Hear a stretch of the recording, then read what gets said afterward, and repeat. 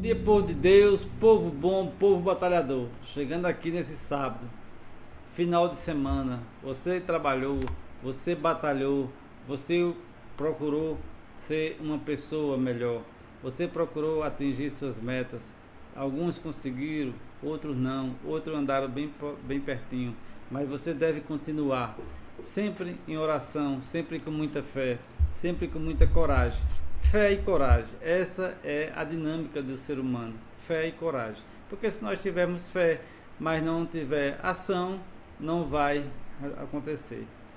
Se nós tivermos ação, coragem, mas não tivermos focado na fé, qualquer dúvida, qualquer coisa que venha a nos abater, nós vamos estar sempre caídos.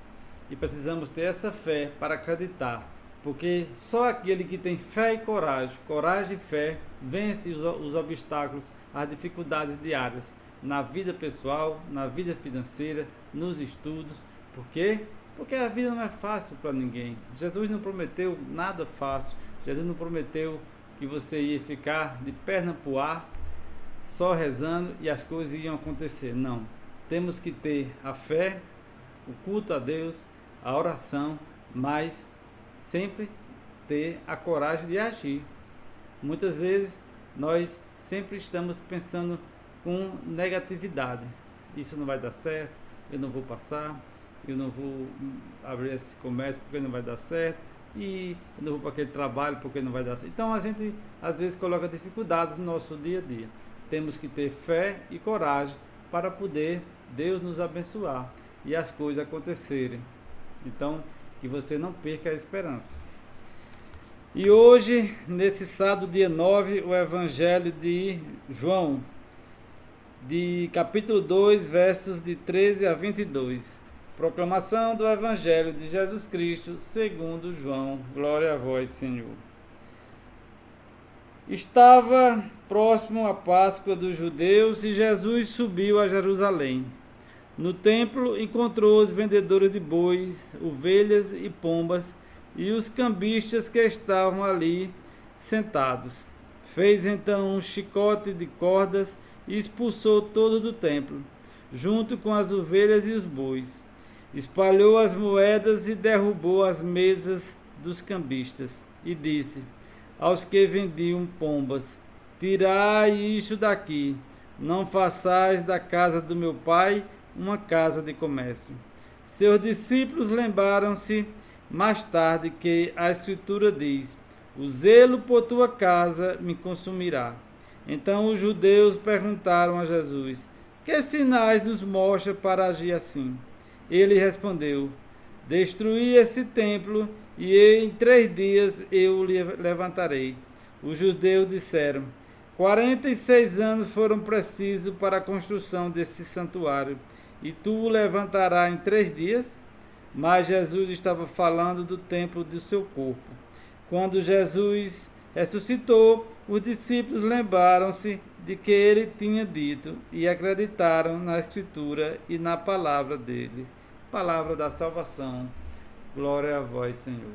Então vejam, meus irmãos e minhas irmãs, que no Evangelho de hoje fala daquele Evangelho que Jesus espantou os comerciantes, derrubou as moedas, botou o povo tudo para correr do templo lá em Jerusalém, porque ali era um lugar sagrado, é um lugar sagrado, ali era um lugar de oração, é um lugar de oração. O templo, a igreja é um lugar sagrado, onde a gente deve todo respeito, toda veneração, todo o empenho para nos comportarmos bem na igreja. E a gente fica triste quando vê alguém na missa, na igreja, as igrejas tão bonitas, tão preparadas para receber o público, para receber os fiéis, e pessoas na hora da homilia, na hora da Santa Missa, falando alto, atendendo celular, às vezes conversando, batendo papo até em voz alta, onde os padres ficam assim, olhando de rabo de olho. Está mostrando que aquela pessoa não tem respeito nenhum pelo templo. Aquelas pessoas estão dentro da igreja ali até hoje, falando de negócio. Já testemunhei gente atendendo o telefone, o celular, dentro da igreja, na hora da homilia, o padre falando, o bispo falando, e ele falando de negócio, em voz alta. Tá bom, dá para fazer, é isso. Então, não tem respeito. O seu telefone tocou, é uma urgência, você se retira, vai lá para fora. Ou então, quando você chegar na igreja, bota no silencioso, ou então desliga. Tem gente que nem leva o celular para a missa, mas tem pessoas que levam, porque tem famílias que precisam falar, às vezes tem urgência, tem pessoas doentes, tem crianças pequenas em casa, e vários motivos. Mas você bota no silencioso, né? Deixa só ali vibrando, porque a gente precisa desse respeito. Pessoas que estão ali de viva voz, sem mesmo celular, falando de negócio. Pessoas que estão ali sem respeito nenhum. E o templo, a igreja, ela foi ungida. Ela não é só uma parede de pedra, ela foi ungida, ela recebeu, o bispo foi lá e abençoou e transformou aquele lugar num lugar sagrado. Jesus aqui expulsa os vendilhões, os comerciantes, os cambistas, né? Foi o único momento na Bíblia toda que Jesus se exaltou. Por quê? Porque ele não aceitou a profanação do templo. Isso é importante até hoje para nós, que a gente possa entender que o solo sagrado, o lugar de Deus é sagrado, o templo é sagrado. Ali está o sacrário, ali está o corpo de Cristo, o corpo e o sangue de Cristo está ali. O próprio Cristo está ali. Então, se a gente não respeita a casa de Cristo, vai respeitar o quê?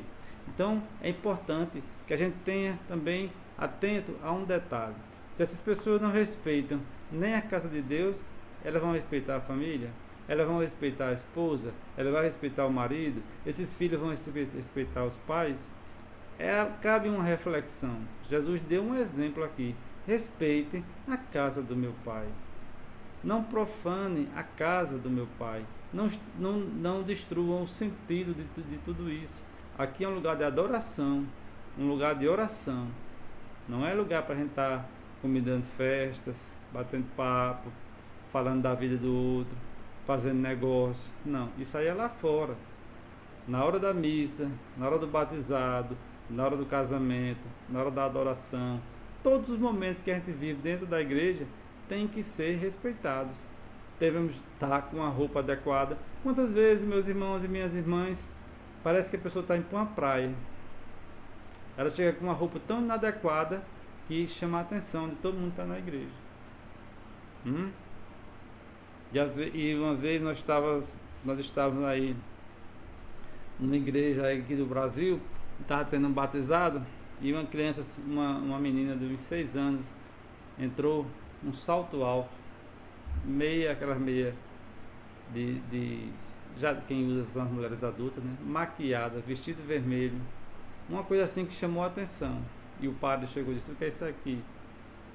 E a gente fazia parte da equipe. Isso aqui é o quê? O que é que aconteceu aí? Eu digo: é uma criança para batizar. Uma criança para batizar, eu digo. A criança estava totalmente erotizada, maquiada, batom vermelho, uma coisa absurda. Então o padre disse: eu não batizo. A gente teve que conversar com a família, colocar uma veste branca nela para poder ser batizada. Então, essas pessoas não são da igreja, as pessoas não entenderam nada. É preciso que a gente esteja em cada lugar adequada, uma roupa adequada, com as atitudes adequadas. Se a gente está na praia, a gente está na praia. Se a gente está no trabalho, a gente está no trabalho. Se a gente está no bar, a gente está no bar. Se a gente está na festa, a gente está na festa. Mas se a gente está na igreja, a gente deve estar na igreja, com todo o respeito, com toda a decência. Então nós, cristãos, católicos, batizados, devemos respeitar o lugar sagrado. Ali é um lugar onde está o corpo e o sangue de Cristo. Porque Jesus não obriga ninguém. Jesus não obrigou você a ir para a igreja. Jesus não obrigou você a ir para a missa. É uma questão de amor. É uma questão de escolha. Jesus não impõe nada a ninguém. Jesus propõe. É diferente. Então, se a gente está lá, devemos respeitar a casa dos outros. E a casa lá é de Jesus. A casa lá é de Deus, né? Nós somos convidados a ir até a igreja, mas devemos respeitar a casa dos outros, que é a casa de Deus. Quando nós fomos convidados para um casamento, para um bate-papo, para um aniversário, para um batizado na casa de um conhecido, nós vamos chegando logo, entrando, sem falar com ninguém, abrindo a geladeira, e abrindo o fogão e levantando as panelas? Não. A gente tem que respeitar a casa do outro. A gente deve ser convidado e ter atitude de convidado, atitude de respeito. Então que você possa refletir hoje sobre isso, o respeito à casa do Pai, o respeito ao templo. Deixe seu like, inscreva-se no canal, que Deus te abençoe.